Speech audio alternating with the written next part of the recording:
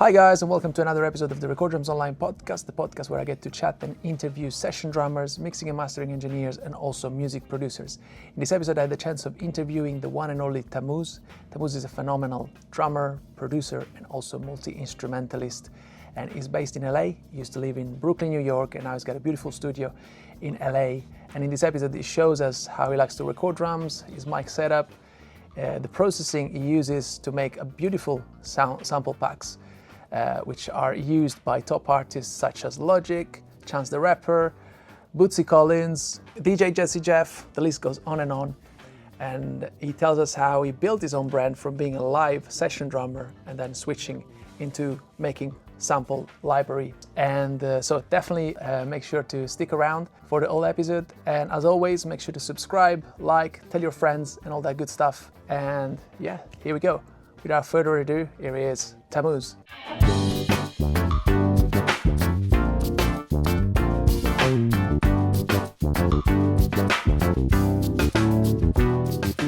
Nice, Tamuz. Thank you so much for being with us. That's so My cool. absolute Finally, pleasure, we made man. it Thank you happen. for inviting me. Yeah, Oh man. man, no. Thank you. Thank you for the invitation. No, it's great. It's great. I've been watching your videos, man. It's been like, how is it, 2-3 years now? Man, your trajectory is like, whoo, just up and up. Man, thank you. Thank you for saying that, man. No, absolutely, man. I really mean it. Yeah, we normally start every episode with the usual standard questions, like how did you start in music? How did you start playing drums? And then evolved, into Yeah, man. the Tamuz you're today. Yeah. Of course. You want me to go ahead? Sure. Yeah. Yeah. By the way, man, you're fucking killing yourself, man. I've been looking at a bunch of your stuff, man. Beautiful stuff. Fucking killing it, man. Beautiful shit. So just wanted to say that so before much, I go man. ahead. Oh, Yeah. you're too kind. Thank you, mate. I really appreciate Of course, it. Thank man. you. You're amazing. Man, how did I started with music? Actually started. I wanted to play drums literally kind of since I remember myself, but I wasn't very allowed to until a certain age. Really? Drums are very loud, if you know that. I see. Yeah. Yeah.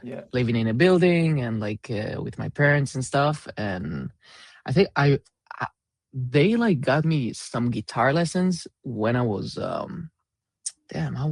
old was I? Like, I want to say like fourth grade, something like that. But I wasn't really into it because like it was like a kind of a bad teacher scenario, and like didn't really give me like what I wanted to do, and I didn't even want to play the guitar. I just wanted to bash some sticks into drums, And I genuinely remember like being I don't know, I don't remember who was it or what was it. I just remember being in a room very, very early, like very young, and just seeing a drummer. I'm like, that's something's the one.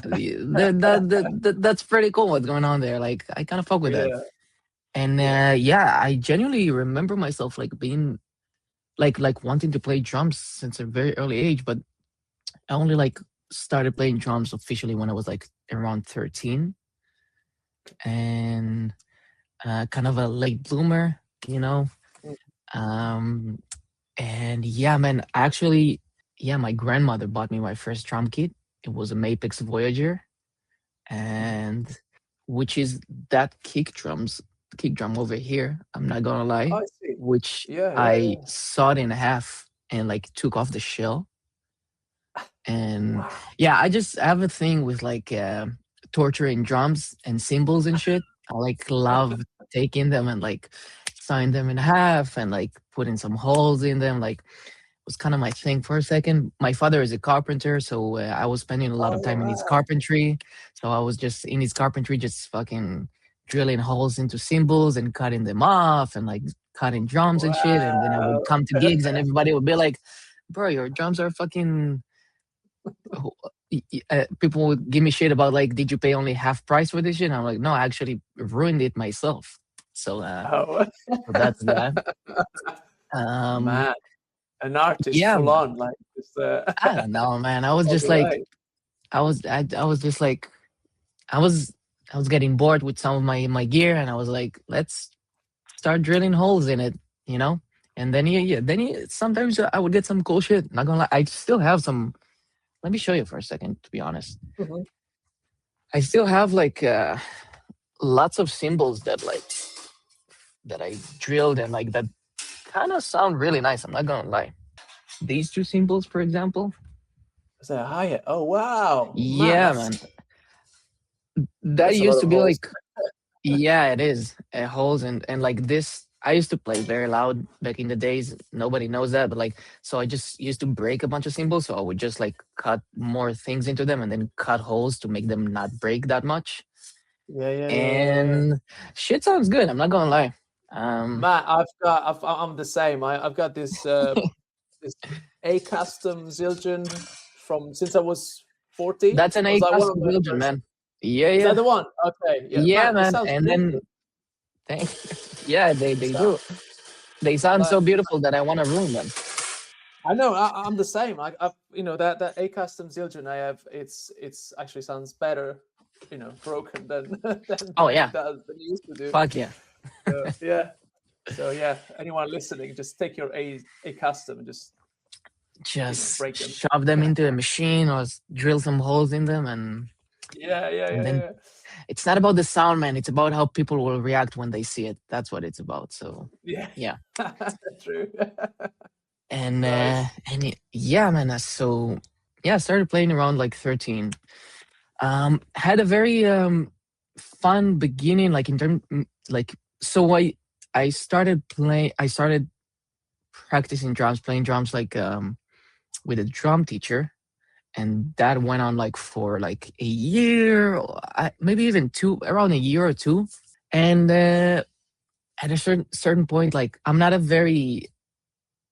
low key kind of dyslexic, kind of like drums, books and letters and symbols and stuff are, to me personally, like can be very difficult.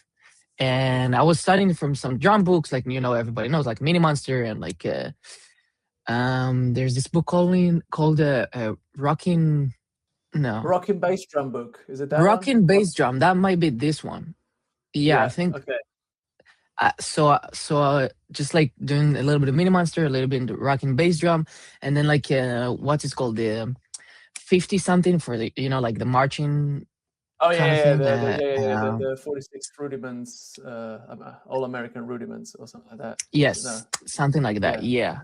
Yeah. Which is amazing. It's dope. It's just like for me, it was like kind of very difficult. Not gonna lie. Which I Yeah. was very jealous of other people that can like just something to me like literally, which kind of fucked me up in the future, but also like kind of developed the way I approach things today. But yeah. So I was like hanging with like a drum teacher like once a week for a second, and then I just like couldn't, like it wasn't kind of my thing, and I was just low key diving really really deep into just drum videos on YouTube, like Wow. specifically gospel chops. Like I was, Right. nobody knows that about me because like I guess like on social media, and like my brand is more like just like funk, hip hop, soul, very straight, nothing too complicated.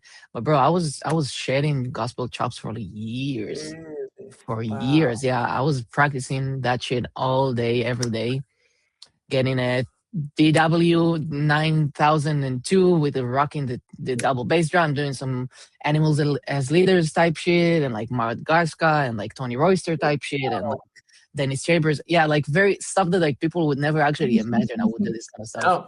I was I was practicing that shit for hours every day.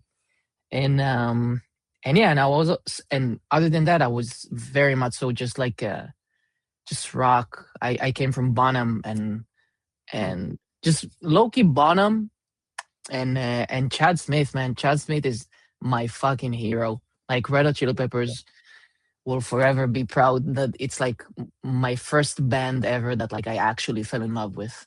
Yeah. Um No, he's like amazing. first Yeah. band, bro, like first band like where you like go dive deep into like their entire discography. Like man, Chad Smith is will always be like one of my biggest idols. Like no matter what, like I adore this man. Like he's a fucking legend. He's Anyway, yeah, man. So like I would say my journey. So like I started more on like rock, and I was dabbling in metal for a second, but then like going like really, really hard into gospel chops, like really, really hard, like praising hours a day, like which is again like I can see your face, like people wouldn't necessarily think that about me. No. Which is something I kind of want to go back to do. Like, man, I miss playing. Yeah, there's a very other side of me than other social medias. Like, I used to be the drummer. So before like I began to making like sample packs and producing more and doing studio related things, I was just like a touring drummer, and I was constantly the drummer who the sound engineer used to after every sound check used to come to me and say like, that was great, man, but like can we turn down the volume? Like you're playing too loud, man. Like this is way too, like I was this drummer. So lots of people actually know me as the loud drummer, not like the people from social media that know me as like probably like the quiet, dial it in, like kind of studio drummer, which is, I love that actually. Like sometimes like doing gigs and like people expect me to play a certain way. I just love playing loud sometimes. I just love that. Yeah. Oh man, I would love to come and see you live, because I'm sure live is a completely different experience than Yeah, man. what we see on social media. Yeah. Yeah, man. Like I feel like a studio, to me, studio is about like, I think I've heard it. I think I might be completely fucking bugging right now, but like I think I've heard Erica Badu saying that like studio is like perfecting the moment and live is creating the moment. And like there's something about live to me that I'm like can be like a complete different person. Like studio, I can be like it's very important to me. Like, it's obviously somebody like it's very important. It's much more dedicated to like playing the right note and like hitting the snare right, and like playing in a certain volume, certain dynamics, like especially if you have a little bit of experience of like recording yourself, like how is it like, how frustrating it can be like when a drummer can like start a session with a certain dynamic and then finish it with a different dynamic. It like literally can ruin an entire mix. And live to me sometimes live to me is just like sound engineers live, like they're doing their own thing. It's amazing. An amazing art form by itself. But like to me, live first and foremost, it's the most important thing is like to feel comfortable on stage, like that everybody has like good vibes. I will shout at people in the middle of the like I just want to have good time, which is might look a little bit different than how I'm in studio, because studio I'm like that kind of more. And yeah, man. So I was I was like, so okay, so I had the rock era, I had the deep gospel chop era. I was dabbling a lot with like progressive rock for a second. High school, like listening to like King Crimson, Camel, Yes, Genesis, like these kind of bands. Like even like more like if you like do you know Steven Wilson, for example? Steven Wilson sounds like familiar. But... Have you heard of Porcupine Tree? Yeah.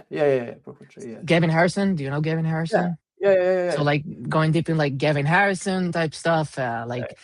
The Aristocrats. You heard of this band? Like with Mark Miniman. Mark Miniman. Like yeah, man. Like doubling this kind of stuff. Yeah. And I would say that after that, I would like, I kind of found two different genres, which is to me like it was like just funk. That I'm like, then I just fell in love with funk basically. Like I genuinely remember the first day I listened to Maceo Parker, and I shot my pants that day. Like I remember like entering a room with somebody playing that. I don't know if you know that video of Shake Everything You Got that Maceo Parker is playing live with Trombone Shorty. I don't. No, I haven't seen that. No. I need to go watch it. Bro, it's a fucking like. I genuinely remember like entering a room, like hearing something from the other room, and then entering that and like seeing and hearing that, and like my mind changed that exact second. Like it's insane. Wow. And yeah, since that, like just deep, deep, deep rabbit hole of like Maceo Parker and James Brown. Basically just like James Brown genuinely like changed my life. Like, Yeah. and while I was entering like my James Brown era, saying entering, by the way, doesn't mean I finished with it. I will forever listen to it and get my mind fucked. And like during that era, I found basically like two of the albums that three three of the albums that I have for sure listened the most in my entire life and probably shaped me the more, which is like In the Jungle Groove, James Brown, Yeah. Fantastic Volume 2, Slum Village, J Dilla, and Yeah. Voodoo, D'Angelo. Um, Nice. like these three albums, like I kind of got into them like the same time, and I wouldn't be lying that I probably listened to these three albums for like I don't know, like year, 3 years, like basically only that, like, but like Wow.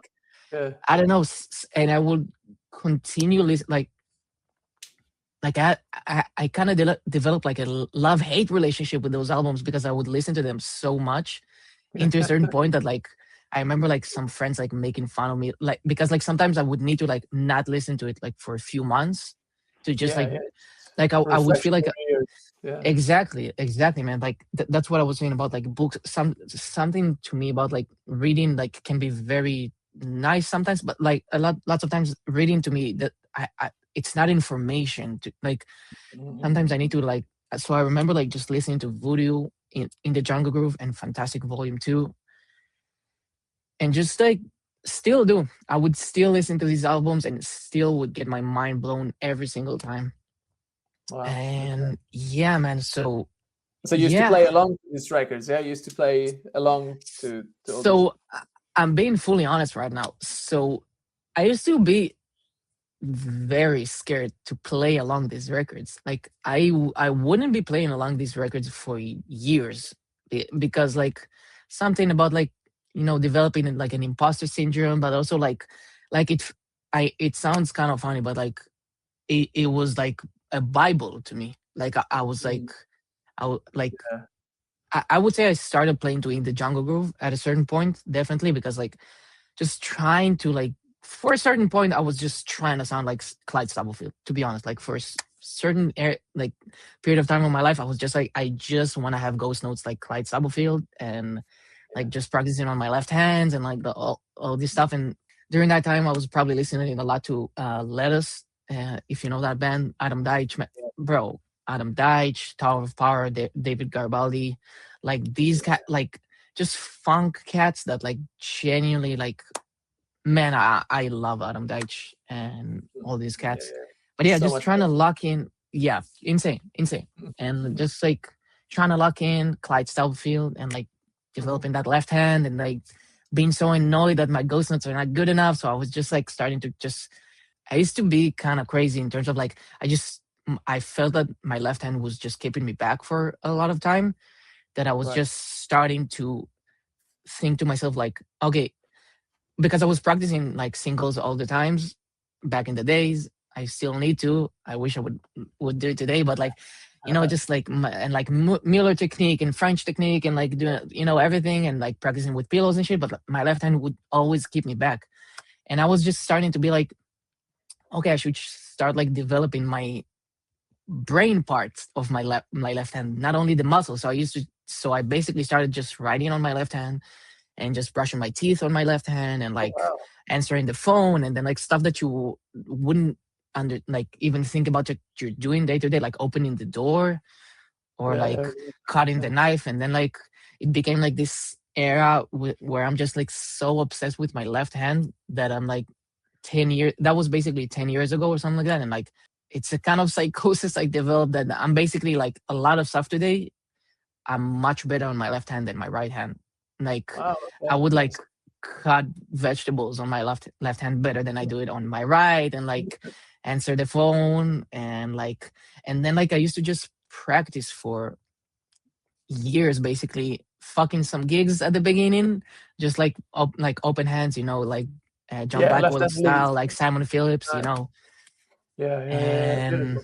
and all of that because I just wanted to have ghost notes like Clyde Stubblefield, which, by the way, I found out from like a Wolfpack video talking Uh-huh. to Adam Deitch and like Jack Stratton, and like they were talking to I don't remember what video it was, but somebody was saying that Clyde Stubblefield was a lefty, which I didn't know, Right. There you go. which makes a lot of sense, you know. Yeah. Yeah, man. So there was that era, and then like simultaneously I started listening to Voodoo and Questlove, obviously in D'Angelo, and just completely getting my mind fucked, and like I know nothing. I just know nothing, and just like also just starting to listening to like Fantastic Vol 2 by like Slum Village, Jay Dilla, and like just like like I feel yeah, I feel like I mean like the in the Jungle Groove, like eh, all those three albums have like that combination with like sound that like I was completely blown away. Each album has its own very specific, if we're talking specifically about drum sound, like very specific drum sound, like in the Jungle Groove is like just a drum kit recorded in the room, played very quietly. I think he played very quietly, and just like capturing the moment. And then like Voodoo, which is like the most like lo-fi, but it's not low, it's like the most hi-fi that during that time. Like you think about Russell Olvado that time, like he's like a fucking nuclear engineer with his state machine, and like his approach to how we recorded Questlove and the entire Voodoo album. And then also like Fantastic Vol 2, Jay Dilla, like sampling James Brown records, while Yeah. he's sampling probably I don't know for sure, but like I'm pretty sure he also sampled like Pino Palladino in that album, probably from recordings he did during that time with D'Angelo. I don't know, I cannot know for sure, but like just like something about these three albums just opened Yeah. my mind. And then I found myself like I said before, like it was kind of scary to me, like to play along those albums, to be honest. Like something about it was scary, like to like Yeah, I guess you th- kind of like respect him a lot, right? These albums, like yeah, so much it's respect for these drummers as well. You're like, wait a minute, to play it's this. respect, totally. Yeah, it's respect, but it's also like genuine fear of like being like I'm not like it sounds stupid, but like you just play to it and you're like I cannot play to it. But at least back in the days, even today, if I'm gonna I will play to it, But like it's just like so just I remember just for years just listening to it, trying to like get it Absorb. into my brain. Yeah, just absorb. During that time also I was dabbling with like getting into small like year and a half phase of jazz, where I Mhm. like just like really diving deep into just like Miles records and like Bird records and like Max Roach and Philly Joe Jones and like Elvin Jones and like Art Blakey and like yeah, and Tony Williams, like just like trying to really capture these sounds, and like just like practicing swing and practicing Mhm. like mobility between like independence between my right and left arms. And then like during that time I was also trying to practice a lot of like like bossa nova type shit and Latin stuff, and like just like really trying to like I was trying to do so much, which will also kind of confuse me like in many ways. But then I did find myself like just dabbling down on like just funk and hip hop, basically funk and hip hop. Like, to be honest, like Uh-huh. I'm just saying, like at the end of the day, I'm just whatever I'm doing, and I do think that I love lots of different genres. Like I Mm. love listening to Brazilian music, and like listening to like funk music and R&B and soul from the 70s and 60s. Like it's Yeah. very much all my shit. And blue. Oh, I totally skipped like blues. Like before I was low key before I was listening to Red Hot, like Red Hot Chili Peppers and Zeppelin, which is everything is blues at the end of the day. But like I was just listening to like Robert Johnson records and Jimi Hendrix records, to be honest, like just Uh, strictly Robert Johnson and Jimi Hendrix. And I think that like I was always a fan of guitar players. I don't know why, but something like Jimi Hendrix, Stevie Ray Vaughan, and Robert Johnson for some reason were like very, very early age in like my musical research. Like even before I was like getting into gospel chops and like Tony Royster and Dennis Chambers and like Yeah. and and Eric Moore and Larnell Lewis and all those cats, like I was listening to guitar players, like strictly guitar players for a second. Right. Something about it, like still do today, Well, like yeah. something about like an amazing guitar player that can bend a note, man. Just Yeah. Wes Montgomery, man. Like I was listening to Wes Montgomery so much. Like Mhm. I don't know, something about guitar players just does it to me, Nice, man. And I'm sure like all Yeah. this listening, all these genres, that kind of helped a lot into become like a Probably. producer, right? Like, I mean, no, Yeah. of course, as a drummer as well, but I think like having that kind of producer mindset of just being like, I, having all these flavors coming at you and just like transferring them into music then. Yeah, yeah, definitely. Yeah. Like I was always fascinated by sound. Like Mm. since I remember myself, like I was very much so focused like lots of periods of times of my life like on technique and like um um what like technique and like performance, like how to Mm. perform things properly, but like I was always always intrigued by sound. Like since I remember myself, like I used to like just sit. I used to like fucking cry on sitting for hours trying to tune a snare drum because I my entire life I had like until a certain point, still do by the way, but like until a certain point, I just have had the cheapest drum set, the cheapest cymbals. Like I used to have like, and like I said, like a Mapex Voyager and then a Planet Z cymbals, if you know those cymbals, where Yeah, like the yeah, cheapest like $70 for an entire set, kind of.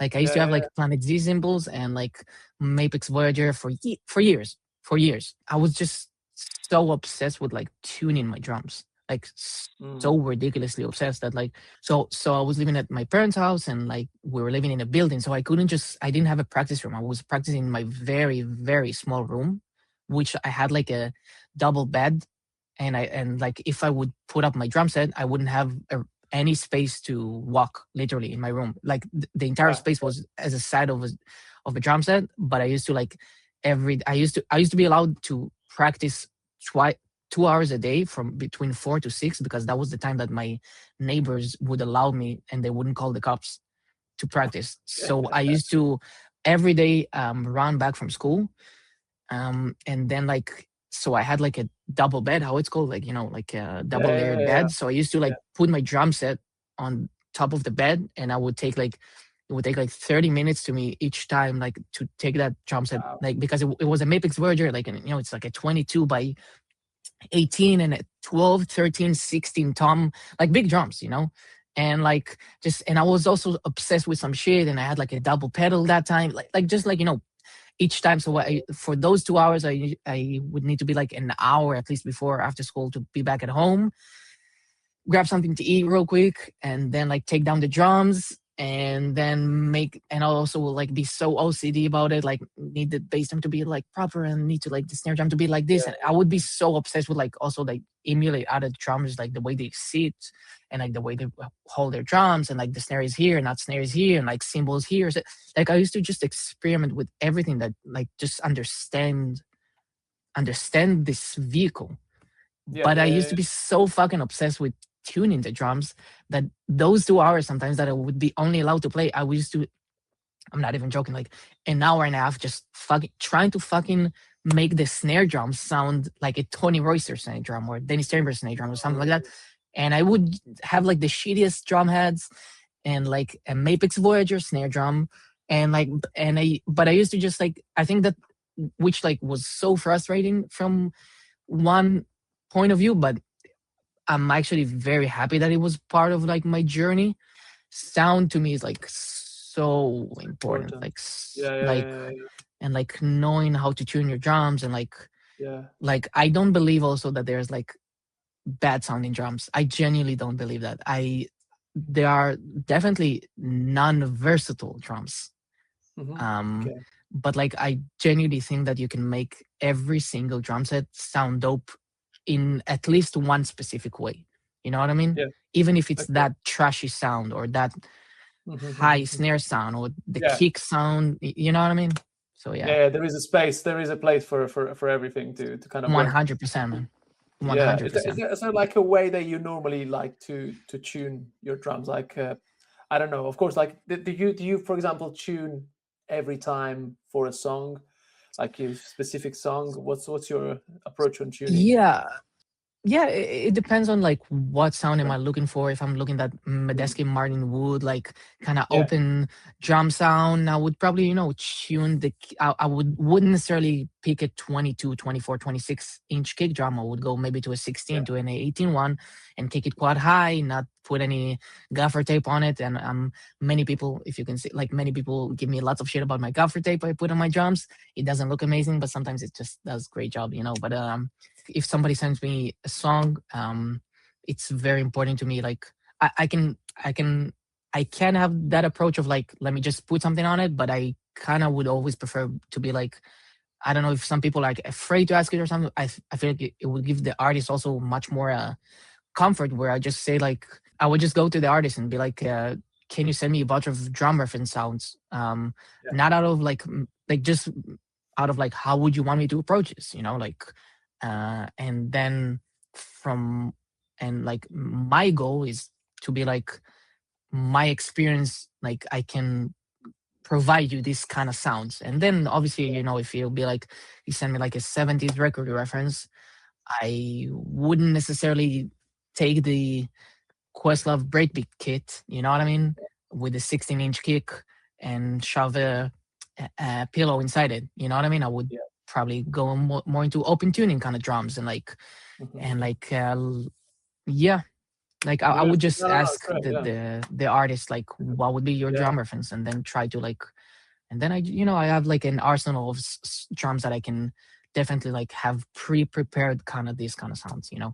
Nice. Yeah, yeah, yeah, yeah. Cool. What I love, man, about your sounds, which by the way, man, are fucking incredible. Every time I listen Thank you, to man. your packs, it's just like I'm like, whoa. I see like you posted this video on online. I can't remember now if it was Instagram or YouTube, but about your kit and how you mic up your kit. And what I love is that you have like a very minimal setup. Like it's not like 300 microphones going on. It's just very minimal. Can you tell Yeah, us a little bit about your mic setup and if it of changes as course. well? Like if you try things It does out, not or it's just change, like brother. that's the change. Okay, okay, It does not nice. change. I That don't means like it that. works.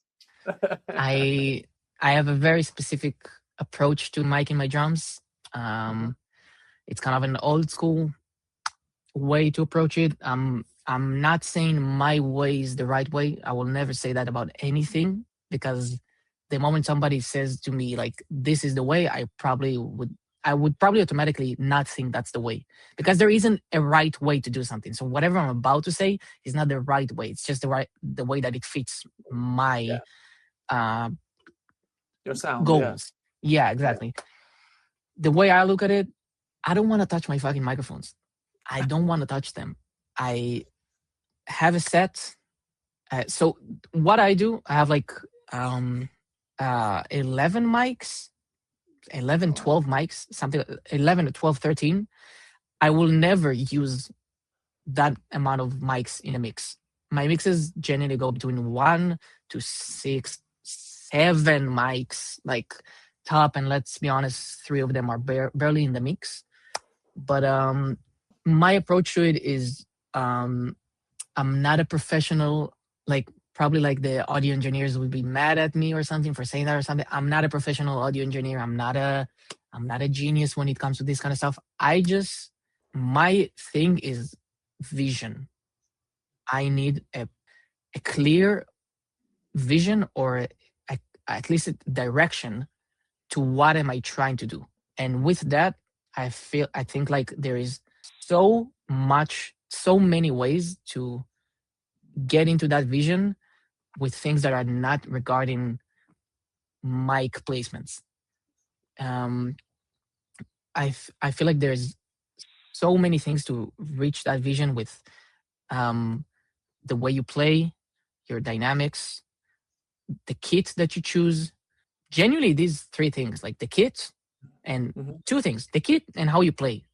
And the way I set up my mics, I just have, I don't know if you can see that.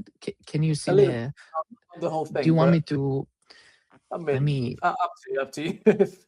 Yeah. Let me. Oh, there you go. Let me do this real quick. Yeah. So the way I kit my mic, I have like right now I have like three mics, like three overhead mics, and then this mic here, this mic here, this mic here. I'm gonna say those mics, and then like how do you do this? This mic here for the hi-hat, and then a double snare, and then the kick drum, which is very far away, which I'm gonna talk about in a second. The way I place my mics is just like trial and error kind of scenario. I was trying out a bunch of different mic positions, and then I just found a bunch of mic positions that just work with me. And to be honest, like I just prefer to have like an input that I would know how to expect it, and then I'll fuck with it later, like mixing it.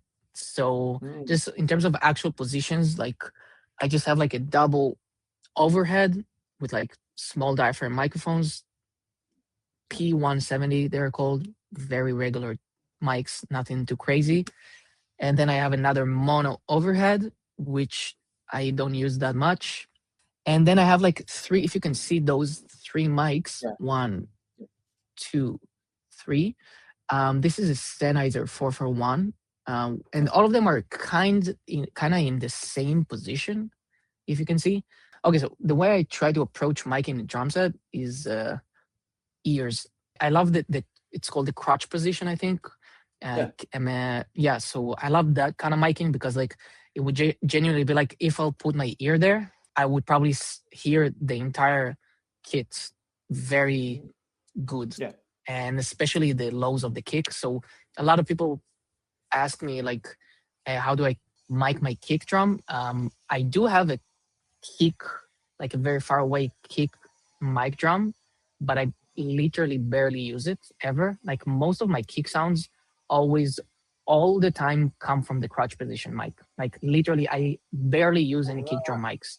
Okay, so you use like your kick, like you take basically the signal also from the crotch mic for the always kick. Almost always, like literally almost always. To be honest, one of my favorite kit sounding microphone is the kick drum.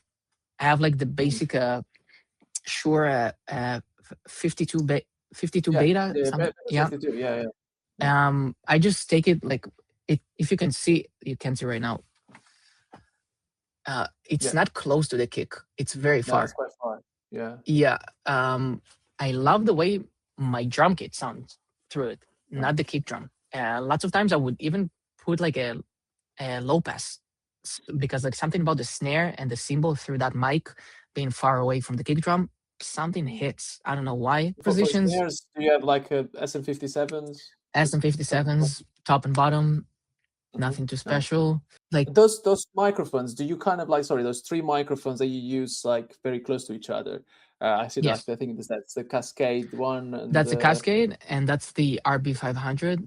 RB500. Yeah. Do you kind of like pick and choose when you're mixing? What's more? That's so okay. Totally. So that's my approach when I mix something. I'm like I said I have like 12 mics. So my goal is to have basically in this studio in general, like my goal is to have everything connected all the time. That's what I was saying before. I don't want to move any mic. If I open the studio, I genuinely don't want to touch one mic until I move out of the studio, hopefully whenever it is. Because again, like what I said, like I just prefer a very clean, good signal that I know how would I receive it. And then I think I just within the years developed and will develop enough knowledge to know how to manipulate each mic properly in order to get to my goal. Nice. When it comes to, for example, like when you record, right, on the way in, do you do anything on the way in, or you just kind of leave it for the mixing process, and when it's at the end, you just like I kind of leave it to the To the end. Yeah, to yeah, the yeah, yeah. mixing process. Yeah, man. I'm Nice. like, Yeah, yeah, I just I just genuinely try to save time when I'm yeah. doing Yeah, yeah, stuff. yeah, Like it's cool. It's a beautiful thing. First of all, I don't have an engineer, which is like you can just tune my shit up whenever I'm getting signal and stuff like that. But like to me, I'm just like, let's have a good signal on. I use yeah. Ableton.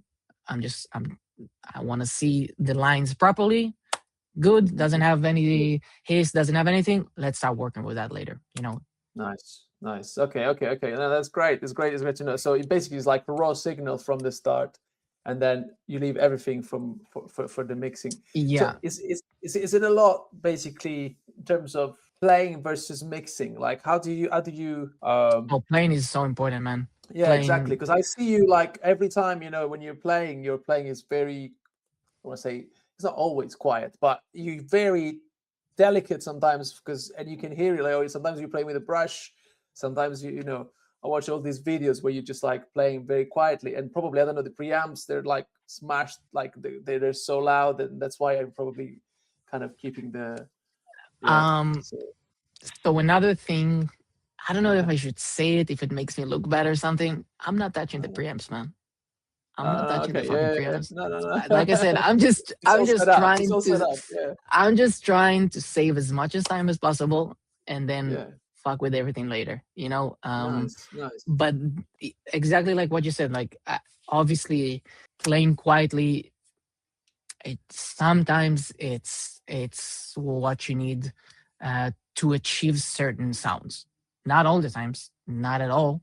Um, but yeah, definitely I definitely for play those quiet a lot. yeah, Yeah, no, especially for those yeah. like Dilla kind of beats that I see you sometimes playing. Those things I think if you smash in the drums, it just doesn't make any sense. It doesn't translate to the Yeah, it really yeah. depends though. That's the fun thing that I'm still searching and will keep searching probably for the rest of my life because like the way I approach to drums that sound like that, I kind of have like two very different approaches sometimes. One of them is very much so of like trying to think like him in terms of like lots of his sounds are just obviously sampled sounds, but sampled drum breaks from records, which a lot Yeah, of these records are just 70s records, which the drummer didn't necessarily play quietly. quiet I don't know for if you know sure. what I Yeah, mean, yeah, but like yeah, yeah, yeah, they 100%. play their Yeah, ass. yeah. It's just like a mic room, and they're playing, like Mhm. and lots of times it is actually because like the more I research more and more, like lots of times like if I want to achieve that sound of like that sampled sound, I would actually probably need to go in an approach of like playing actually quite hard. Just lots of times it's just letting the drum kit sound the way the drum kit sounds and then Mhm. catching it probably from a bunch of room mics and not necessarily any close micings, Yeah, yeah, which yeah, is yeah, yeah. what I think how those records were made back in the 70s, like lots of them. Sure. Yeah, yeah, yeah, yeah. In terms of also just like um, they didn't have as much channels, they didn't have as much resources, just they used less microphones, and that gave that beauty. Yeah, yeah, yeah, yeah, Um, yeah. Do you use any tape like or some sort of just I any do, any sort of emulation? I don't know if it's emulation or just like do you have like a tape machines or something that kind of can I do. recreate that sort of vibe? Yeah. Yeah, man. So I have this beauty over here. See Oh that? man, yeah, amazing. That's a Pioneer Pioneer, yeah. 10, 11. Okay, fuck, I forgot the name. And I have this dirty boy over here. Oh, You the can see cassette this tape. one? Yeah, Yeah. beautiful. Yes, nice. And actually got these two around a few years ago. And definitely it also opened my mind in terms of like, so the more I try to make drum sounds, to be honest, like, I find myself going into more perfection mode, Yeah, which is keeps me away from my goal lots of times because like I try to like have a sound like because the way I started recording drums, I recorded with like an NT1 uh and the SM57. And like yeah. the more I was recording drums more and more, like I was, trying to make the signal less noisy and trying to play quieter and like just make everything more high definition. And the more I'm doing, the more I'm just making drum sounds. Sometimes, like, I find myself that pursuit of high definition sound actually takes me away from what I'm trying to achieve, which is those 70s records, those J Dilla beats, the, like, so definitely, like, a lot of the process that I've been like experimenting with the Tascam 244. It's 244. Yeah, it's a 244, and like the Pioneer, like, tape machine is like when I'm trying to like sometimes when I'm mixing something, like, without noticing, I'm just trying to make it sound, as tight as Yeah. possible, and like as precise. And then when I run it through these machines, which is which are like flawed machine, it's not flawed, but they're like, they're not supposed to. They're just the beauty in them. I feel like sometimes it's just like it gives it just that raw sound. Like, it gives it just the dirtiness of like Yeah. an analog machine. Yeah. Yeah. For It's sure. not Yeah. like, Yeah. you know what I mean. So I feel like sometimes, like, the beauty, like, it constantly reminds me of like when I'm trying to perfect the sound, and then I go back to a J Dilla record, or like a 70s funk record, and then you actually like really try to listen to those drums. Those drums sometimes sound like piece of shit, but that's what makes it so beautiful, though. Like, Yeah. Yeah. Yeah. Yeah. in Yeah. the Yeah. That's sort mix, of like the sort of you know what I mean? non-precise. Yeah. Yeah. Yeah. Exactly. Like, sometimes, like, you met, like, just me trying to understand music more and more. Like, Yeah. you listen to a piece of music, it's like a dish. It's like you take a bite of that dish, and it's like everything feels like so precise and mixed well together. Yeah. But like sometimes the rice is just plain fucking cheap rice.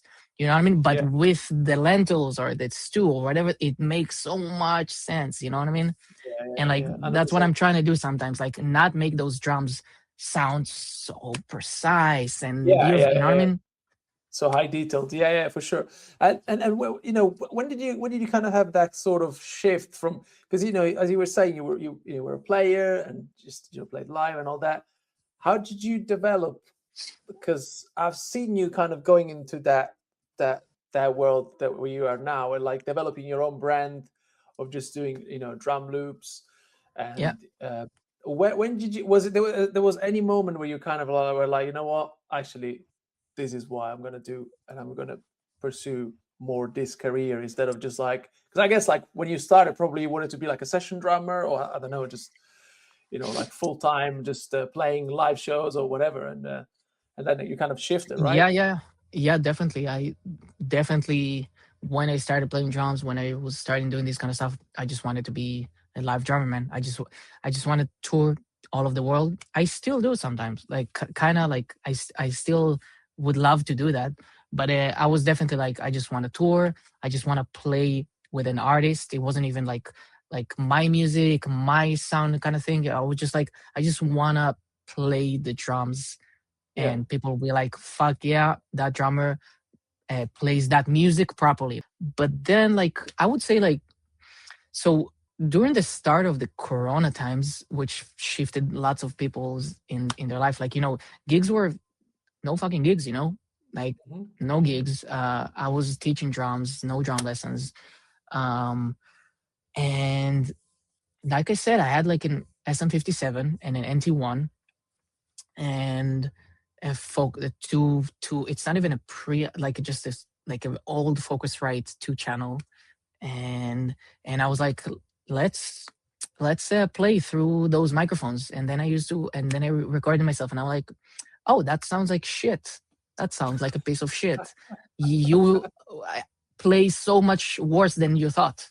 That's like which is also such a huge mind fuck, at least for me. I'm I think coming for from, like, everyone, every time you start recording yourself, all of a sudden you're like, wait a minute. insane, Yeah, no. insane, because you're like, okay, I'm touring, I'm doing, like, obviously I didn't think I'm the best drummer or something, but I was like, I don't know, like, I'm touring, I'm doing some gigs, people kind of fuck with my drumming, and then you like put a microphone in your drums, and you're like, oh, you don't know how to play the drums. It's like, oh, I didn't even know that I don't know. And it's just like that imposter syndrome and everything. And then I just found myself, like, during corona, just like so obsessed of just trying to sound good through a microphone. Like, not even Mm-hmm. kidding. Like, I was just so obsessed. And I just found myself like recording myself all the time, like all the time. Not focusing, like, it was after like I was very much so obsessed with, like, just practicing drums, to be honest. Like, I had like a very long, many years, which I kind of want to go back to it, to be honest. Like, it's a never ending cycle, but Yeah.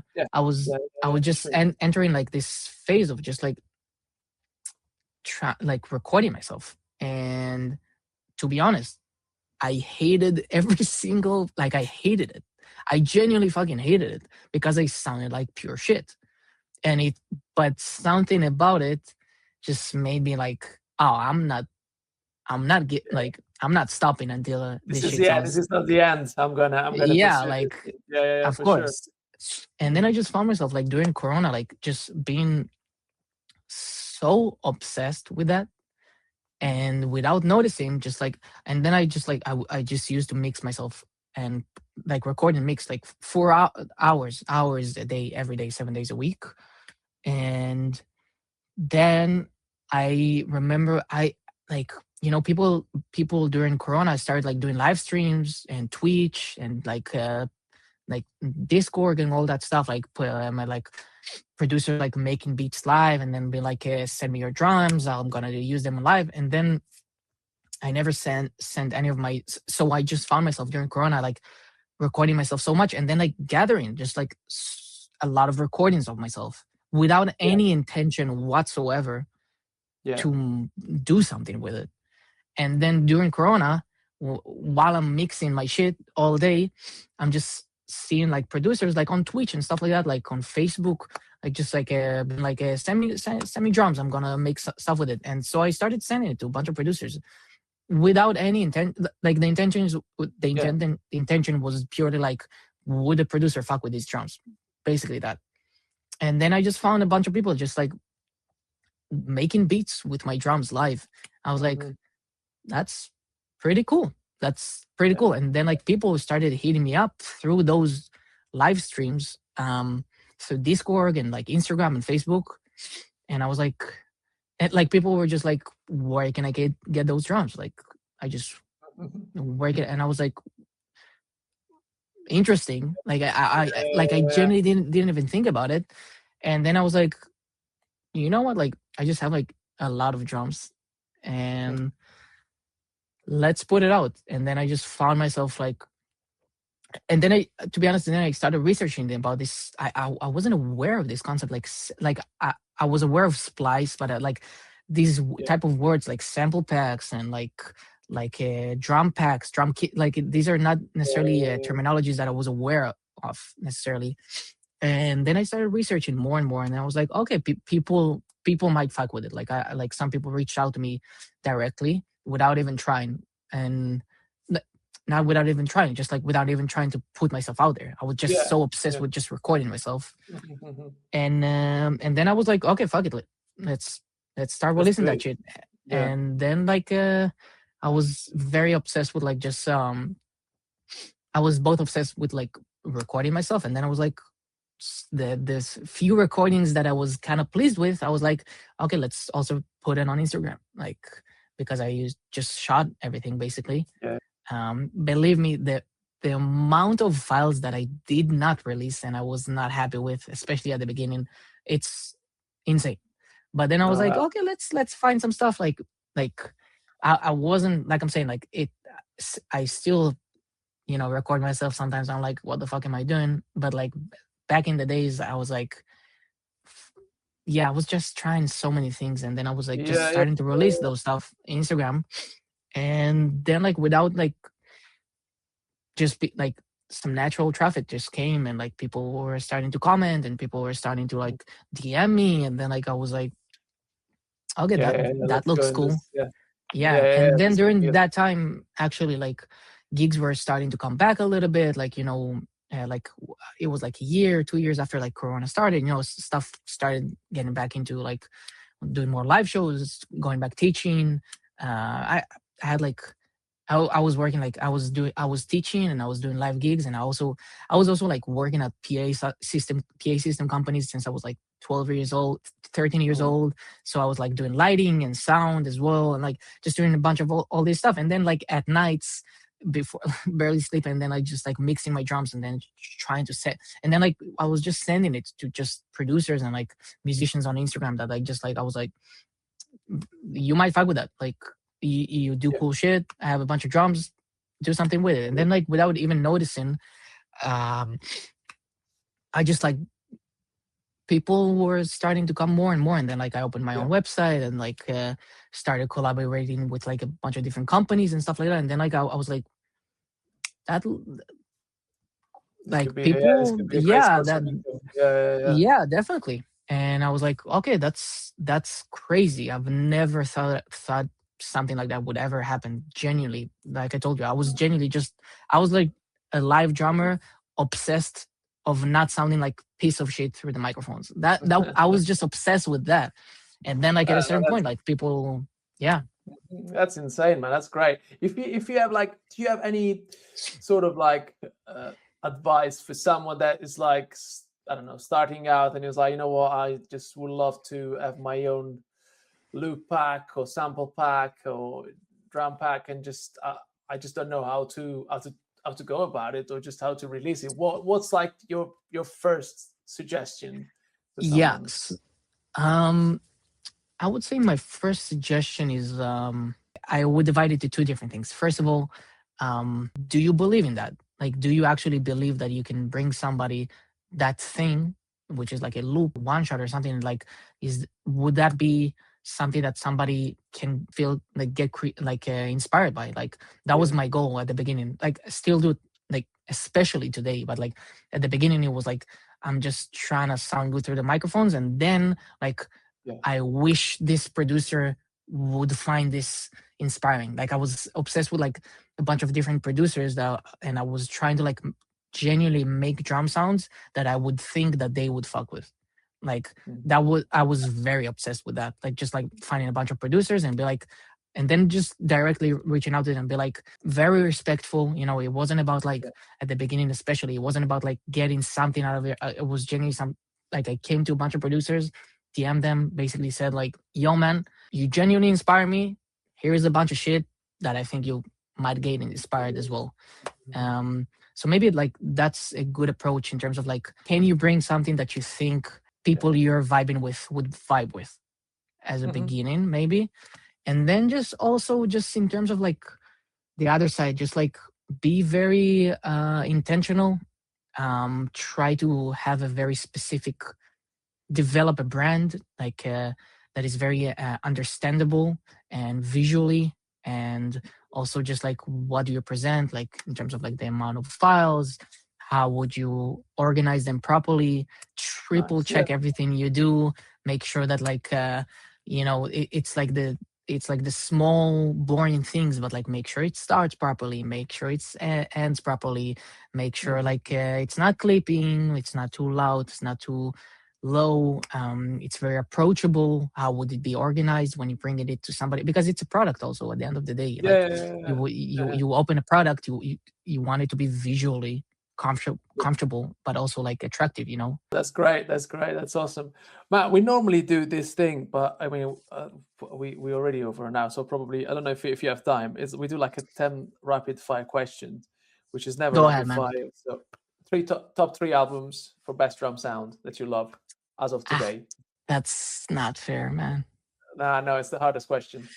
That's so We can come not back fair. to it. If you want, we I'm can come gonna back to it. say, I'm just gonna say what I said before, to be honest, Yeah. which is In the Jungle Groove, James Brown, Fantastic Vol 2, Slum Village, Voodoo, D'Angelo, you know. Absolutely, absolutely. Favorite part of your job? Favorite part of my job is that I have the privilege of researching music and sounds that I genuinely fuck with. Nice, beautiful. Three is worst part of your job. Editing Yeah. emails, doing this until 3 I, a.m. and I, your eyes are like, yeah, I get it. I get yeah. it. Four is a piece of gear you cannot do without when recording drums at the moment. I'll give you just two pieces of gear. I have a Fine. million things I can think about, but like drum beater, the muffled one. I forgot what's the name of it. If you know what I mean. Yeah, and this snare over here in the middle. It's a snare that I Right. have Okay. almost 10 years. It's my favorite snare ever in the world. It's a Piccolo Pearl Utility 12 By 7, 12 by 7. Oh, I I've got wish the one. 7. It's 7? no, no. I think so. Yeah, I think it's 12 by 6. 7, If it's is it the 6. orange one? I cannot see it now too Yes, much. this one. Can you see Yeah, it's this? 12. Yeah, it's 12 by 7. I have the same, man. It's insane. It's so good. It's It's just the best drum I've ever recorded on my entire life. And yeah, it's it's so unbelievable. affordable. Just Yeah, brings it me is. back, by the way, to like, you genuinely don't have to have expensive gear. 5 is dream artists you love to work with. I know you worked just now. I saw with the DJ Jesse Jeff, which is like Yeah. insane. But is there any Yes. artist that you would love to work with? Anderson .Paak. Anderson .Paak, yes. Come on, Which is nice. funny because he's the most amazing drummer, so why would he work with me? But sure. No, man, no. Come on, Let me come on. produce a No, song no. for him. Exactly. 6 is what plugins you normally use on your drum bus? Just EQ, first of all. I love the Sketch cassette. I love the Arturia Springs. I love the J37, the Waves J37, 36. 37, yeah, 37. the tapes, yeah, nice, amazing. Yep. 7 is there any book or video tutorial that you would recommend or you found helpful in learning how to record drums? YouTube is my greatest teacher. I will say that. Like I told you at the beginning, like drum teachers are very important. But for me, YouTube was my greatest teacher ever. Period. Totally random. There's this. I don't know if you've ever went to the rabbit hole of like Questlove's like own YouTube channel, like old YouTube channel that he like posted videos from like 17 years ago or something. And it's what with the raw. You should check it out. It's like with so much raw footage from his like shitty VHS camera or something like that. Wow, okay. And he just like, I don't know if it's for sound, but it's definitely for studio. It's like kind of fucked me up as being much younger. Of just like there's a bunch of footage of him, which is obviously what you expect from him, but like of him just like playing. I think it was from like John Legend recordings and the Roots recordings and stuff like that, where he's just like playing one groove for fucking like so long and does not move. It's like does not, and you're like, and it sounds so bad and so good simultaneously through the like VHS like sound. I don't know, it's a rabbit hole. Like it's like the Questlove old like right. I think like the channel is called like even Amir Thompson, like not even Quest, like something nice. Beautiful. Totally I'll check it out for sure. Amazing. No, amazing. Who's your inspiration when it comes to recording drums? Questlove, Maceo Parker, D'Angelo, Chris Dave, definitely. You know, Russell Lovato, D'Angelo, Clyde Stubblefield, James Brown, Steve Gadd. All these guys. Oh yeah. Steve Gadd, man. David Garibaldi. Modern drummers like Adam Deitch. Yeah. Tony Royster. Yeah, like I can. There's billions of people. Like he is Otis McDonald. I saw you. Like that's my brother, man. Like a fucking legend. Jay Dilla, obviously. I don't know. It's so many different players. Nice.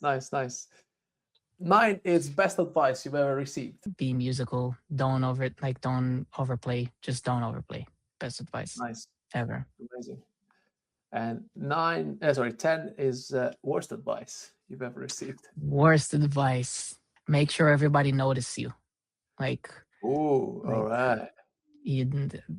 They will notice you if you're doing your job. They will notice you. Yeah. You don't need to make sure of that. Amazing. Man, that was great. Like, what's the best place for people to reach out if they wanna come and say hi or Instagram, definitely Instagram. I'm there a lot. My website, tamuzsamples.com. Yeah, there's like you can just write me through there, and probably Instagram and my website. Amazing. Of course, man. that was great. I really, I'll look forward to hear this back because there's so much good stuff. So Thank you very much, man, for reaching out. cheers. Let's stay in touch, man. I need to hop over for this call, but like No, again, thank you of very, course. very much. Yeah, And beautiful thank you, stuff. And talk to you soon, man. 100%, man. Take care. Yeah. Cheers, Peace. You brother. too, man. See you. Cheers. Bye, bye.